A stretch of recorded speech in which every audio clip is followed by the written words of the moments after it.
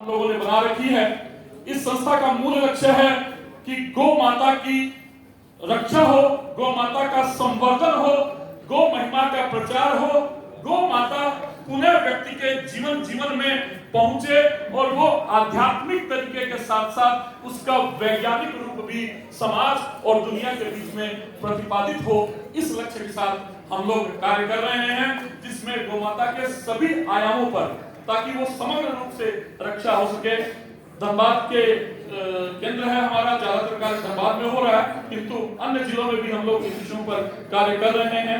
गायों के एक्सीडेंट होने पर उनकी चिकित्सा का कार्य, किसानों के बीच जाकर गौ आधारित कृषि का प्रचार प्रसार का कार्य, किसानों एवं ग्रामीणों के द्वारा, वनवासी बहनों के द्वारा विभिन्न प्रकार के गौ उत्पादों का प्रशिक्षण और गौ उत्पादों का निर्माण, यह कार्य भी हम लोगों की टीम के द्वारा हो रहा है। और साथ ही साथ गौ महता जन जन तक पहुंचे, तो इसके लिए गांवों में जाकर हमारी टीम के द्वारा गौ कथाओं का भी एक छोटा अभियान चलता है और हमारी टीम से जुड़े हुए लोग नित्य प्रति अपने घर में अग्निहोत्र का भी कार्यक्रम करते हैं। इस प्रकार विभिन्न जिन आयामों से गौ माता की रक्षा हो सकती है, उस पर हम लोग कार्य करने का प्रयास करते हैं। ये एक संक्षिप्त सा परिचय था आपके बीच में।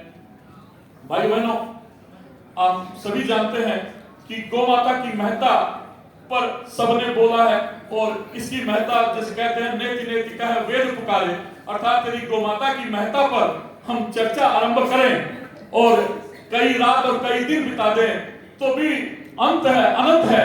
हमारे श्री कृष्ण मित्र जी कहते हैं कि मुझे कोई माइक दे दे तो 5-7 दिन लगातार बोलता रहूं। तो वास्तव में गौ माता की महत्ता ऐसी है कि हरि अनंत हरि कथा अनंता, गौ अनंत गौ कथा अनंता, लाखों दिन तक गाई जा सकती है वो कथा। और इस विषय पर सभी ने विस्तार पूर्वक बोला। मैं प्रयास करूंगा कि विषयों को ऊपर से एक समाहित करते हुए सारे विषयों को आपके सामने ला सकूं। 10 से 12 मिनट मैं आपका समय लूंगा गौ महता के संक्षिप्त में परिचय का, और अंतिम 10, 12, 15 मिनट हम लोग अपने झारखंड में गौ माता की से संबंधित जो समस्याएं हैं और उनके क्या समाधान हो सकते हैं, जिसके लिए हम लोग बैठे हैं, जिस कार्य के लिए हम लोग आए हैं, उस विषय पर भी थोड़ी सी चर्चा, और उसमें हम लोग आपसी चर्चा करेंगे। कुछ आप लोगों का भी सुझाव उसमें लेंगे, ताकि हमारे राजीव भैया के पास विषय एक कंक्लूडेड रूप में आए, तो ये उस विषय को आगे सरकार तक भी लेके जा सके और सबके बीच में विषय आ सके, ऐसा मैं प्रयास करूंगा। गौ माता की महत्ता किसी से छुपी नहीं है, और हम सब जानते हैं, चाहे वो रामायण काल रहा हो, चाहे महाभारत काल रहा हो, हमारे जीवन में गाय का महत्व रहा है। यूं कह सकते हैं कि भारतीय सभ्यता और संस्कृति गाय के साथ साथ पैरेलली चली है। गाय और भारतीय सभ्यता संस्कृति दोनों के एक दूसरे के पूरक कहे जा सकते हैं, दोनों एक दूसरे के पर्याय कहे जा सकते हैं, दोनों एक दूसरे के साथी कहे जा सकते हैं। रामायण काल में आपने सुना होगा कि जब भगवान राम वन को जाते हैं तो सहस्त्रों गायें विप्रों को बांटी, तब प्रभु वन को तैयार हुए।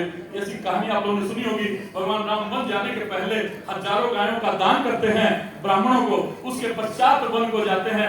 तब से हमारे जीवन में, रामायण काल से हमारे जीवन में गौ माता छाई हुई है। भगवान कृष्ण का तो नाम ही एक आप लोगों ने सुना होगा जो गौ आधारित है। क्या नाम है वो?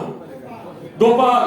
जोर से बोला जाए, गोपाल। गोपाल। और उनके भाई जिन्हें हलधर बलराम कहते हैं, वो उनकी फोटो, उनका चित्र जब भी आप कभी देखते होंगे तो आप देखे होंगे कि वो हल को धारण किए हुए रहते हैं। तो ये गाय और कृषि, ये दोनों भारत में साथ चलते थे।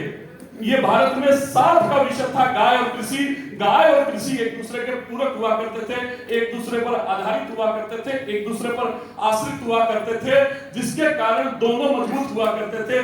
जब हमने कृषि को यूरिया आधारित किया, जब हमने कृषि को फर्टिलाइजर आधारित किया, जब कृषि को हमने पेस्टिसाइड आधारित किया, जब हमने कृषि को गाय से दूर किया, जब कृषि को हमने गोमाता से दूर किया, तब से हमारी कृषि भी बर्बाद हुई और गोमाता भी बर्बाद हो गई, और दोनों का दोनों आज संकट में है।